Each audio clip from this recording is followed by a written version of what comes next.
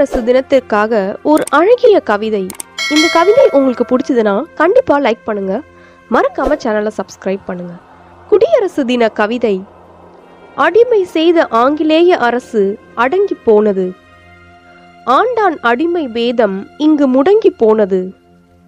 இந்திய அரசியல் சட்டம் அமைப்பாக இயற்றப்பட்டது, தாதா சாஹேப் அம்பேத்கரின் அறிவினால் நிறுவப்பட்டது.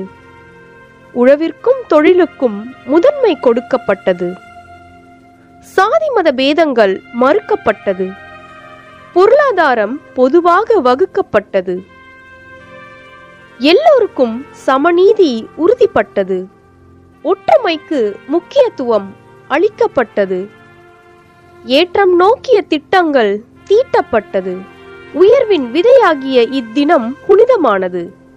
இந்த தினம் போற்றி வாழ்தல் நம் கடமையானது.